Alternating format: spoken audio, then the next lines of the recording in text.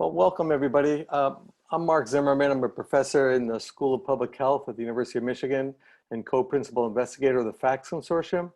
I'm pleased to introduce this session on the results of two nationally representative surveys on firearm safety and behaviors. These surveys provide insight into firearm safety behaviors and attitudes of people across the country and can help inform our next directions for prevention and intervention. Now I'd like to introduce our four presenters. I will introduce them and then I'll let them just follow each other, and I'll come back on at the end with questions. First, we have Dr. Rebeccah Sokol. She's an assistant professor of social work at Wayne State University, and she will present on the effects of COVID-19 on firearm behaviors, including firearm and ammunition purchases and storage. Dr. Carmel Salhi, assistant professor in the Department of Health Sciences at Northeastern University. He will explore the parent and child perceptions of access to loaded firearms. Andrew Connor, a medical student at Quinnipiac University, will present how healthcare provider counseling on firearm safety, including how often counseling occurs and what topics are covered. And then finally, Dr. Patrick Carter, associate professor of emergency medicine at the University of Michigan, will also address how healthcare provider counseling on firearm safety, this time focusing on patient attitudes and perceptions. After the presentations, we'll have some time for Q&A. If you'd like to submit a question, please use the Q&A feature located at the bottom of your menu. We encourage you to send your questions throughout the presentations, however, before we reach the end of the presentation, so we have a chance to review them. We will also answer as many questions as possible at the end. As a reminder, this session is being recorded. Only the presenters and moderator and I are visible. Chat is disabled, so please use the Q&A feature for all questions. Finally, a live transcript is available at the bottom of your screen. If you would like to hide the captions, please just click the up arrow next to the transcript button and select Hide Transcript. Okay, let's begin. If you could start with Rebeccah's presentation. Thank you. Thank you for that introduction. So as Dr. Zimmerman stated, today I'm going to be focusing on firearm-related behaviors during the COVID-19 pandemic. And this project was a study that was a joint effort between me, Dr. Zimmerman, Lainey Rupp, Dr. Heinze, Dr. Cunningham, and Dr. Carter, who is also, he will be presenting later. Next slide, please. So this study used the FACTS National Survey, which was the survey that was an initiative of the FACTS Consortium. And the survey was developed over the past couple years, year and a half, and launched this summer. So interesting time to do this launch for sure. The setting, it was a Gallup poll, nationally representative, web-based. And again, this was Gallup fielded this in from June 24th to July 22nd, 2020. And overall, we got 2,000 teens to complete the survey and 2,924 US parents. So the parents, all parents that participated in this survey had a corresponding teen that also participated, but we did sample a little more parents than teens. And in this present study, we only focused on the parent responses. The content of the survey included many different questions regarding firearm-related behaviors, firearm-related attitudes, and some key covariates and demographics. So key covariates, these were things like depressive symptoms, anxiety, PTSD, community involvement, things along those lines. Next slide, please. So the focus of this specific study using the FACTS National Firearm Survey was to first describe the landscape of firearm ownership and storage following the onset of the COVID-19 pandemic. And then also to contextualize this landscape according to risk factors for suicide and for family violence. So we've heard a lot in the news, popular media about how the COVID-19 pandemic is really increasing anxiety, increasing stress, increasing depression, and also how it is increasing firearm sales and firearm purchasing. We've had record background checks for firearms completed, in March and April of this year. And likewise, it's caused some concern among the population, among scholars, among news outlets, among everybody, that this surge in firearm ownership could be leading to potential increases in intimate partner violence and in suicide. So that's what this study tried to get at, is just descriptively assess what is going on with respect to firearm ownership, storage, and how these changes in firearm ownership and storage relate to risk factors for suicide and for family violence. Next slide, please. So the specific questions that we introduced into the survey were, since the beginning of the COVID-19 pandemic, have you purchased a firearm? And if you purchased a firearm, was this your first firearm that you purchased? Did you purchase more ammunition than typical? And did you store firearms in a manner that made them more accessible? Now, a key limitation that I want to be upfront about is, notice the wording of this question. We asked, since the beginning of the COVID-19 pandemic, have you? We didn't ask, did the COVID-19 pandemic cause you to? So we're not sure exactly what might have precipitated these changes, especially given that a lot of things happened this summer with respect to police brutality, increased attention to police brutality. So while we phrase the question in the way of, since the beginning of the COVID-19 pandemic, we just need to keep in mind all of the other factors that have been occurring over the past few months. Next slide, please. So in addition to asking about specific firearm-related behaviors, we also asked the key covariates that I alluded to earlier. So that included things such as IPV history, intimate partner violence history, and we assessed that via the conflict tactics scale. We also assessed depression through a 2-item screener, the PHQ-2. We asked individuals if they had been, if they were an active military member or a veteran, if their drug and alcohol use had increased since the start of the COVID-19 pandemic, and if their mental health had worsened since the start of the pandemic. So these 5 covariates we categorized into kind of risk factors for family violence or for intimate partner violence, specifically IPV history, and risk factors for suicide, namely depression, military status, drug and alcohol use, and mental health.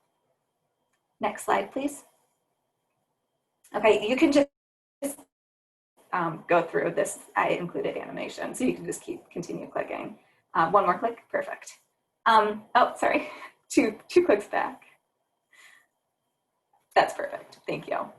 So what we found was that among firearm owning parents, so let me back up. There was almost 3,000 parents that were included in this study, and roughly 1,500, I believe, were firearm owning parents. So we oversampled firearm owning households. And so these results are specifically focused on firearm owning parents. So it doesn't include all 3,000 parents, but just those who reported that they had, or somebody in their household had owned a firearm or possessed one. So among those firearm owning households, those firearm owning parents, 17% said that they had purchased a firearm since the start of the COVID-19 pandemic. And among all of those, among all firearm owning parents, 4% were first-time buyers. That also equates to a little over a quarter of individuals who purchased a firearm during the COVID-19 pandemic were first-time purchasers. So you could be either 26% of buyers or 4% of firearm owning families. And then we also identified that 20% reported that they had increased the amount of ammunition that they purchased during this time.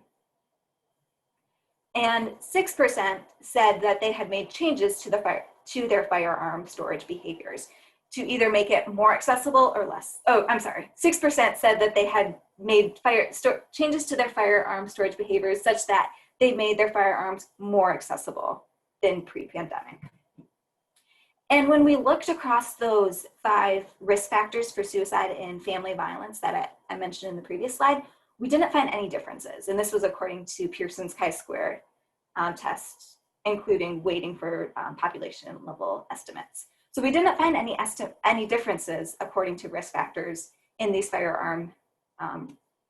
in these changes in firearm related behaviors. However, and can you click one more time? We did find that almost a quarter of parents reported that they had significantly worse mental health during the COVID-19 pandemic. So next slide, please. So while we didn't see any differences between in firearm related behaviors, according to risk factors for suicide and for violence, the high amount of individuals who did report that they had some type of worsening mental health status, combined with the high levels of changes in firearms, or the high levels of firearm purchases and the changes in firearm storage and ammunition purchasing, it does still state that there still might be an issue of increased suicide and increased intimate partner violence during this time, and potentially with firearms involved in that, just given the high levels of these changes in firearm related behaviors coinciding with the high level of worsening mental health during this time. And so with that, that concludes the presentation. Next slide, please. And there's my contact information if you have any additional questions, and I look forward to the Q&A session as well.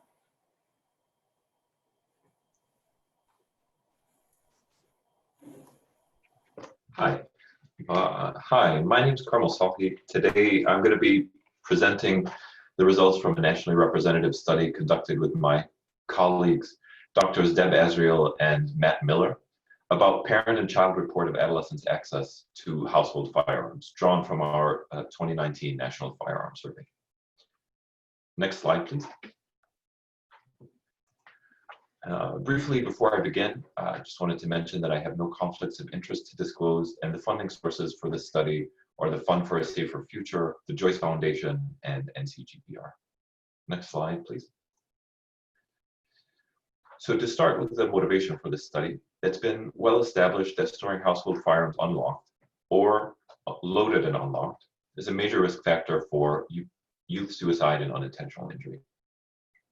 This has been interpreted and applied in both public health messaging and clinical guidelines, such as those by the American Association of Pediatrics, to mean that parents should be advised to store guns unloaded and locked when they're not removed. And while this advice by AAP and others is both sound and easy to explain, what gets lost is that the ultimate goal is eliminating youth access to firearms in the home. So in this way, the literature on household firearm storage is much richer in comparison to the research which directly assesses youth's access to firearms in the home. Of two key studies in this area, Simonetti and colleagues conducted the only nationally representative study using data collected in 2004, and found that 41% of 13 to 18-year-olds reported being able to access a household gun and shoot it right now if they wanted to. Baxley and Miller in 2006, who conducted the only study assessing discordance in child and parents' report of adolescents' access to household firearms, found that 22% of parents in a rural Alabama clinic who reported that their child had never handled a household gun were contradicted by their child's report. And I just want to note that it's that the discordance study here by Baxley and Miller was about ever handling rather than current access. Next slide, please.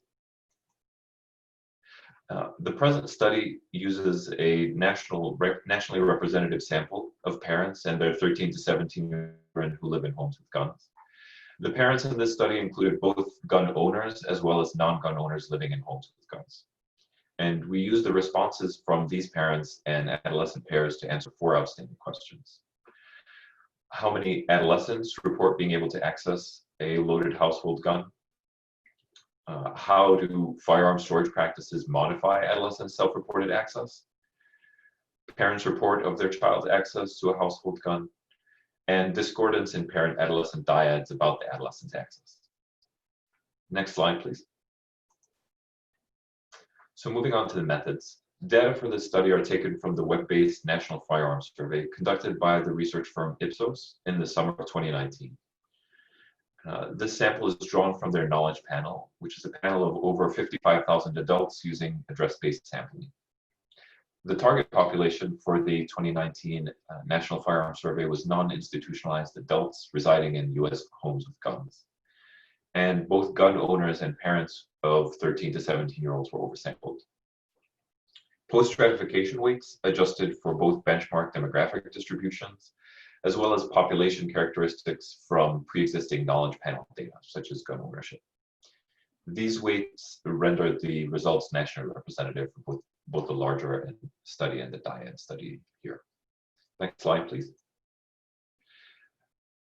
4,030 adults who lived in households with firearms completed the larger study survey, of whom 2,950 personally owned firearms. For the dyad sample, those who indicated that they were parents or legal guardians of a child between 13 to 17 in their household were invited to have that child participate in a separate survey. Of the 459 parents who were identified in the larger survey, 318 agreed for a response rate of 69%. Parents who did not participate did not significantly differ by demographic, gun ownership, or firearm storage practices. Parents who agreed were also asked to complete an additional survey module that focused on specifically their participating child, and adolescents completed their own survey module separately from their parents. Next slide, please. So measures of access to firearms were drawn from both parent and adolescent report in this study. Adolescents were asked to household gun or to get to a household gun and load it if it was not already loaded. And the responses were under 5 minutes, under an hour, under 2 hours, or they could not get to it within 2 hours. Parents were asked whether the adolescent responding to the survey could access a gun in the home independently, that is, specifically without help from another adult. The total number of guns in the home and storage practices were drawn from only gun-owning parents' responses. So that's something I'd like you to keep in mind as I go through the results. Next slide, please. So as I mentioned, our final sample had a total of 318 parent-adolescent dyads. On average, parents were 45 years old and adolescents were 15 years old. As you'll see in the lower right, of the 318 dyads in the full sample, 209 had a parent respondent who was a gun owner, and the plurality of these homes had 5 or more guns. If you move down to looking at storage characteristics beneath that, we see that about half of homes have an unlocked gun. And then drawing your attention to the very bottom row, half of the homes with an unlocked gun also had a loaded and unlocked gun. So this translates to 25% of homes overall having a loaded and unlocked gun. Next slide, please. Moving on to adolescent self-reported access. Our first major finding in the study was that adolescents reported a substantial amount of access to loaded firearms in homes with guns. So drawing your attention to the very first highlighted row, we observed that 33.9% of adolescents report being able to get to a loaded gun in under 5 minutes. And an additional 17% when extending that to under an hour. So that adds to just over 50% of adolescents in under an hour. Moving on to storage, and keeping in mind that the storage data was drawn only when the parent respondent was a gun owner. Our second major finding was that even in homes where all guns were locked, 23.7% of adolescents reported still being able to get to a loaded gun in under 5 minutes. I just want to point out before moving on that the last 2 highlighted rows demonstrate that having an unlocked gun, and among those homes with unlocked guns, having a loaded and unlocked gun is associated with many more adolescents reporting that they can get to a loaded gun in under 5 minutes. Next slide, please. Our third major finding is that 28% of our 318 parents acknowledged that their child could get to a gun in their home independently. In the next slide, I'll talk about discordance among the 72 parents who thought that their child couldn't get to a gun. Among our full sample, we note that child's age and parents' ownership status only slightly modifies whether they acknowledge their child can access a gun. And moving down to look at how the number of guns and unlocked storage among our dyads with gun-owning parents. When a home has 5 or more guns or has any unlocked guns, about 50% of parents acknowledge that their child can get to a gun without any additional help. Among homes with unlocked guns, if they also have a loaded and unlocked gun, that number jumps to 70%. Next slide, please. Our fourth major finding was that among the 72% of parents who thought that their child couldn't get to a gun independently, 22% of the time, their child said that they could get to a household gun without a loaded household gun in under 5 minutes, and 37% within an hour. Next slide, please. So in sum, there are 4 major findings from this study. First, there's a substantial amount of adolescent access to loaded household firearms, such that 1 in 3 report being able to get to a loaded household gun in under 5 minutes and half in under an hour. Second, while locking is associated with reduced access, a substantial proportion of adolescents report being able to get to a loaded household gun even when all guns are locked. Third, among the 72% of parents who don't think that their child can access a gun, 1/5 of the adolescents reported that their child could get to a loaded gun in under 5 minutes. And our fourth, and despite being in smaller type, important finding was that there is a sizable proportion of both gun-owning and non-gun-owning parents who readily acknowledge that their child can access a gun independently. So in conclusion, both public health and clinical research and messaging should focus on access, of which in-home storage is really only a part, and with access encompassing both what is and is not acknowledged by parents. And that concludes my presentation. Thank you. Okay. So my name's Andrew, and today I'm going to be discussing the findings of the 2019 National Firearm Survey as it relates to discussions regarding firearm safety between clinicians and U.S. adults living in households with firearms. The co-authors of the study are Drs. Deborah Azriel and Drs. Matthew Miller. Next slide, please. And I have no conflicts of interest to disclose, and these are our funding sources. Next slide, please. So we know that access to household firearms is a well-established risk factor for suicide and unintentional firearm injury for all household members. And because of the risk posed by household firearms, several medical organizations, including the American College of Physicians, the American College of Emergency Physicians, the American Medical Association, and the American Academy of Pediatrics, explicitly encourage healthcare providers who interact with children and with people at risk for suicide to assess access to firearms. And they also encourage providers to advise storing household firearms away from the home or in a manner such that the firearms are inaccessible to the child or person at risk. To date, most studies that estimate the frequency or examine the content of firearm-related discussions between providers and patients have been from the clinician's perspective. These studies suggest that clinicians don't routinely discuss firearm safety with patients, and this is despite evidence suggesting that provider-delivered counseling may improve safe storage practices, and also despite evidence that clinicians consider firearm counseling an intervention that falls squarely within their professional responsibilities. The few studies that have sought to estimate the frequency of these discussions from the perspective of patients have focused on parents of the patient or veterans, and none were nationally representative. Next slide, please. So using our national sample, we wanted to estimate the proportion of adults living in households with firearms who have ever discussed firearm safety with the healthcare provider, to identify characteristics associated with this outcome, to describe the setting and context in which these discussions take place, and to characterize the advice given by providers during these encounters. Next slide, please. So data for this study come from the 2019 National Firearm Survey, which Dr. Salhi has described in detail, but briefly to recap, the survey is a nationally representative survey of 4,030 adults living in households with firearms, and it was conducted in the summer of 2019. Next slide, please. So for this study, this figure displays the survey questions that were used for this study.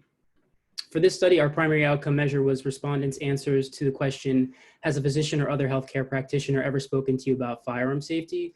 Those who answered affirmatively were asked about the setting in which the conversation occurred and who the patient was during the encounter. The options for the setting were during an outpatient visit with a primary care physician or medical specialist, during an outpatient visit with a mental health counselor, such as a psychiatrist, psychologist, or social worker, during a visit to the ED, or some other type of setting. And the options for the patient type were the respondent themselves, another adult, or a child. Participants could select more than one setting patient combination. And for each patient type reported, respondents were asked to recall the most recent encounter and asked if the clinician specifically spoke about firearms in the home or firearm storage. And for each encounter in which the respondent reported that a provider had spoken to them, respondents were asked what the provider specifically talked about. And so the options for that were storing all firearms in a safe or locked box, storing ammunition separate from firearms in a locked container, storing firearms away from the home if the respondent or someone in their family was going through a hard time, or some other advice. And for these questions, respondents were allowed to select more than one answer choice for each reported encounter. So of the 4,030 respondents that completed the primary survey, 4,011 provided an answer to our initial STEM question and were included in our final sample for this study. Next slide, please.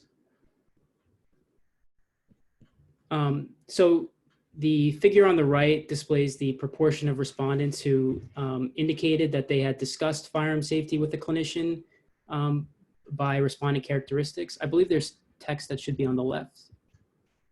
Okay, I guess it got cut off. But we know that overall 8% of adults, we found that overall 8% of adults in homes with firearms have discussed firearm safety with a provider. Those living with children were more likely to report having these discussions as compared to those living without children.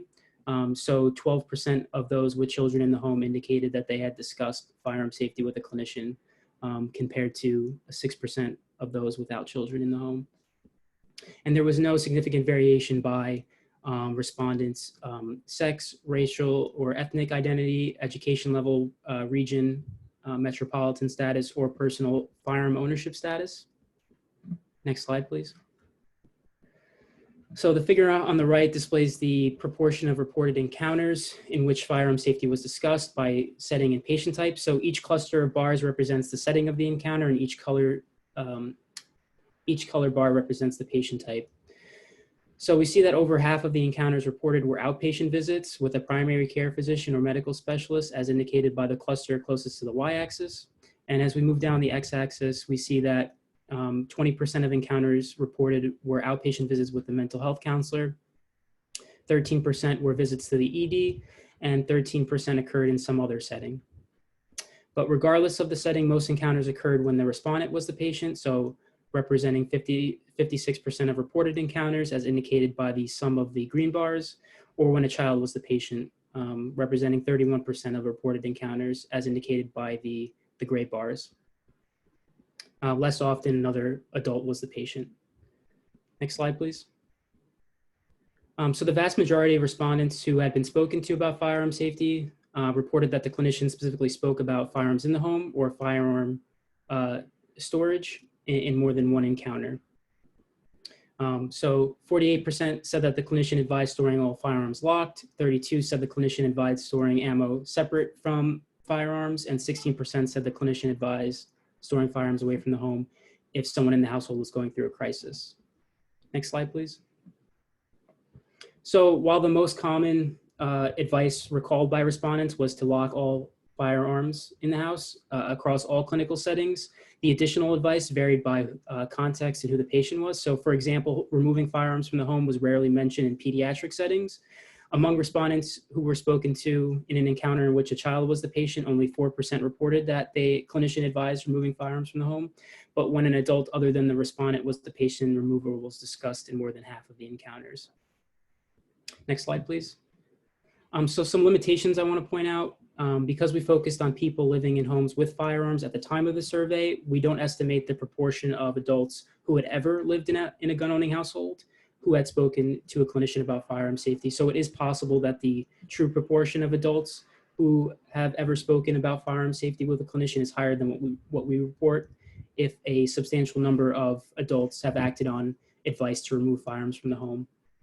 But based on prior work that shows that few former gun owners give up their firearms because of safety concerns, we don't expect that the true proportion is much different than our estimate of 8% overall. Next slide, please. So in summary, despite calls from numerous medical organizations over the past decade for physicians to be more active in firearm injury prevention, in 2019, only 1 in 13 adults in gun owning homes have reported that a clinician has ever spoken with them about firearm safety. And again, this is in spite of previous work that has shown that a substantial proportion of clinicians believe they have a responsibility to counsel patients on firearm safety. Clinicians have the potential to be effective messengers about the risk posed by household firearms, and communicating this risk is really an essential step in a clinical approach to firearm injury prevention. So our findings suggest that we have more work to do. And so future work should attend to questions such as, how can we encourage providers to initiate these conversations? What messaging from clinicians is most effective and for whom? And to what extent does encouraging safe storage practices undercut efforts to encourage firearm removal, which is arguably the most effective injury prevention strategy? Thank you for your time.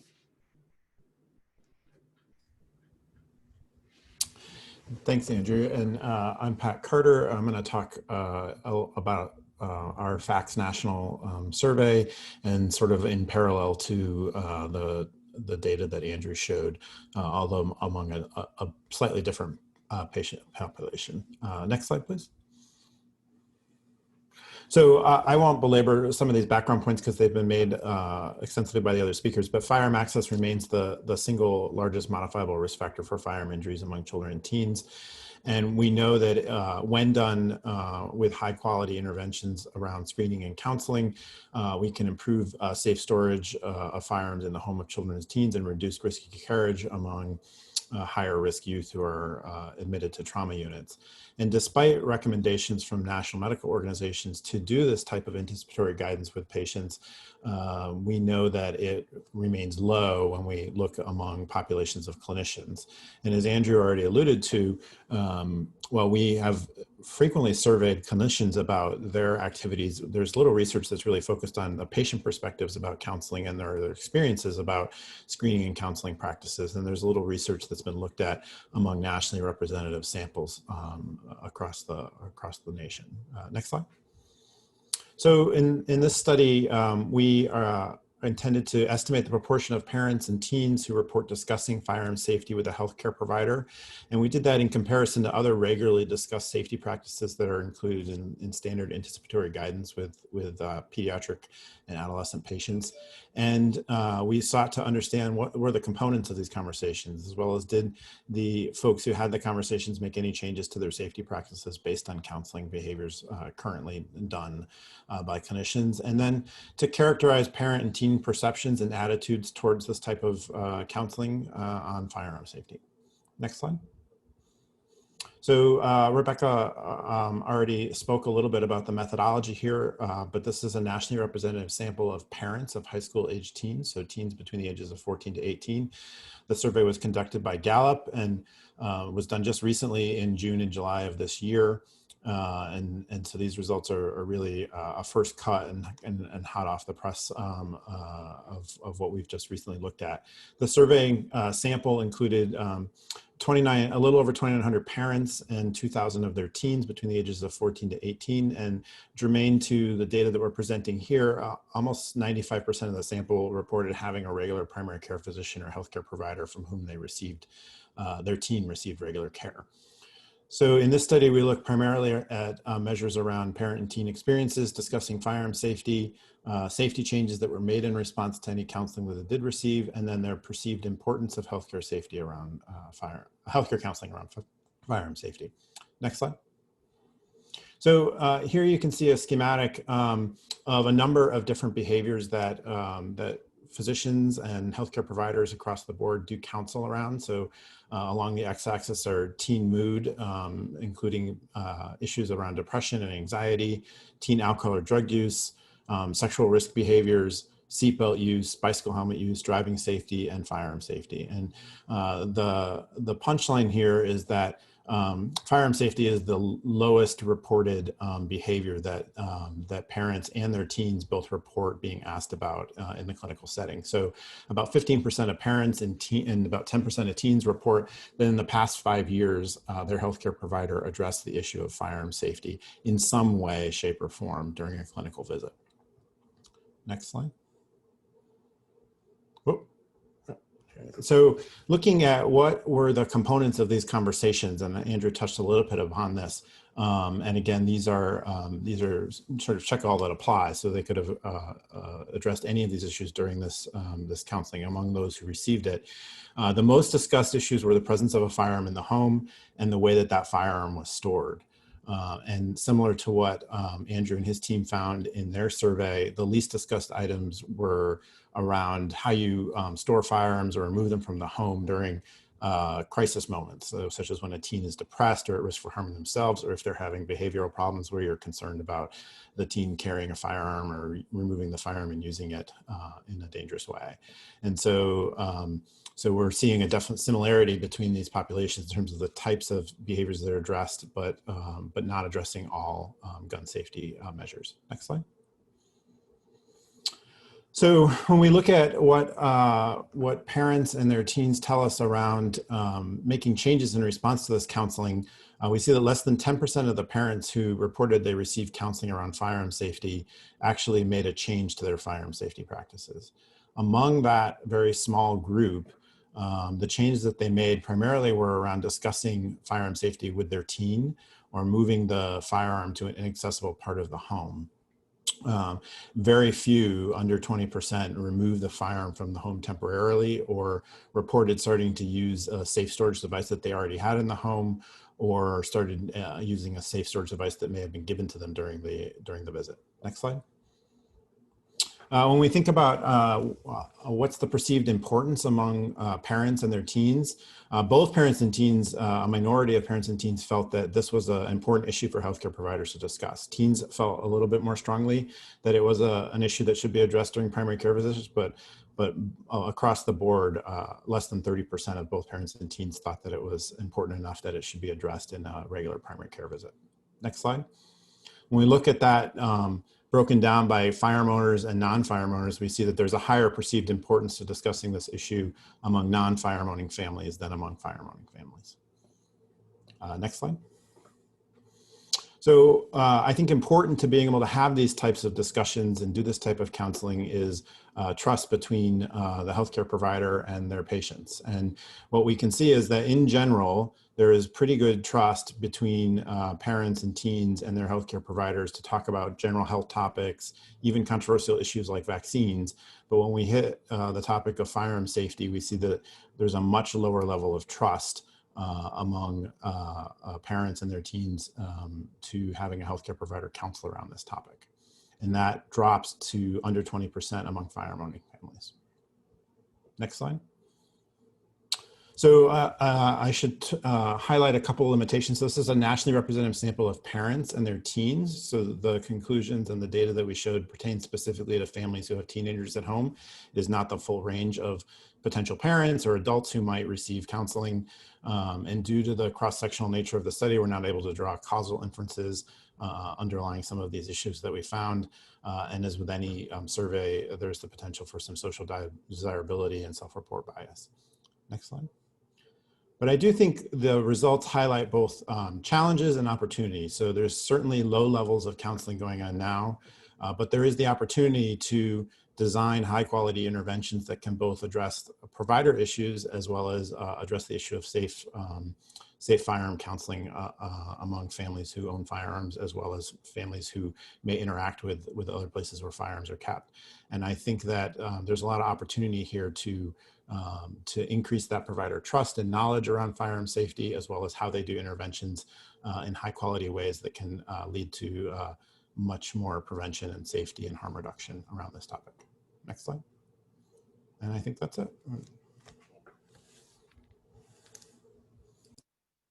Wow. Thank you all for this really informative session. Clearly, we have a lot of work to do. Clearly, there's both in terms of physicians and the healthcare system. A while ago, there was some debate about, is this our lane? Certainly people may not think so, but certainly it is. There's the useful quote that we heard earlier in the morning about firearms from our former Surgeon General. If firearms are not a public health issue, why are so many people dying from it? So let's we'll move right into some questions. Again, thank you so much. The first question I have is for Rebeccah. If you wouldn't mind, why do you think the changes in firearm behaviors during COVID of the 18 to 20% and the people who bought new guns? And I know that we have some qualitative data, maybe that would be informative about this, but any thoughts about, why is this changing during COVID? Yeah, that's a really good question. So we actually did include an item on the survey that was just an open text free response question saying, for anybody who had reported that they did make changes to their firearm storage behaviors, we asked what to you was the primary reason for doing this. And from those responses, we gathered a lot of, I think, interesting insights into why people are potentially changing their firearm related behaviors during this time. And maybe unsurprisingly, it overwhelmingly related to fear of protests, fear of riots, fear of the unknown. It's a lot of, I think, fear-driven, threat-driven responses to these behaviors. Need to protect family, need to protect property is really what's going on during this time. And it's both, the responses alluded both to the COVID-19 pandemic regarding people are unemployed, people are becoming desperate, there are food shortages, I'm afraid that people are gonna come in and steal my food, steal my property, and then all the way to people being threatened and fearful of protests and rioters. So I think both events are contributing to changes in families and parents' firearm-related behaviors. Those will be interesting things to look at in terms of the qualitative data or the open-ended responses in that. Those are, it's interesting. Carmel, I have a question from someone who was listening. Want to know about information from the survey that would ascertain their regional or urban rural differences in storage and access. And wondering if you looked at that or you have the ability to look at that. And if not, what might you suspect, what might be some hypotheses you might look at? Mm-hmm. Yeah, so that's interesting. That I always like a question that gives me a chance to talk about findings I didn't get to present. So we looked at different moderating factors for specifically adolescents' reportive access, and that I didn't present here, such as gender, age of the adolescent. I think the question you're referring to also asked about cap law status for the state that folks live in. And what we saw was actually that for adolescents' reportive access, there was very little difference in terms of the point estimate for any of these factors, including whether or not they lived in a cap law state. That sort of, for the cap law finding, that also held even for parents' report of adolescents' access, such that parents who lived in a cap law state looked very similar to parents who did not live in a cap law state in terms of reporting whether or not their child could access a firearm. And just before sort of concluding, I wanted to, one thing I didn't get to talk about is that really the main finding about this from this study is that we have somewhat of a limited sample size, so that the confidence intervals on these estimates are fairly large. So I think it's worth taking it with a pinch of salt, but both the point estimates and the confidence intervals look fairly similar across all of these different modifiers. Great, thank you. Next question, Andrew, is you're up. So I was just wondering if among gun owners, how did the beliefs regarding firearm safety vary by whether or not they have spoken to a physician about firearm safety or not. Did you look at that at all? Yeah. So, our it's cross-sectional data, so we can't draw, any inferences on the influence of counseling. But when you look cross-sectionally, we see that among our sample, among adults who live in households with firearms, those who have spoken to a physician about firearm safety, they were more likely to agree that a gun in the home increases the risk for suicide. They were more likely to agree that household firearms should be stored locked, unloaded, and stored separately from ammunition. And they also were more likely to agree that it is at least sometimes appropriate for healthcare providers to talk about firearms, especially when a patient is acutely at risk for suicide. So those were some of the differences that we saw. Wow. Thank you. Patrick, this next one is for you. I'm just going down the line, making sure everybody has a chance. But I wanted you to wax poetic a little bit about, it was stark, I think, that physicians aren't necessarily engaging in that, in firearm safety, but nor are patients expecting it or necessarily wanting it.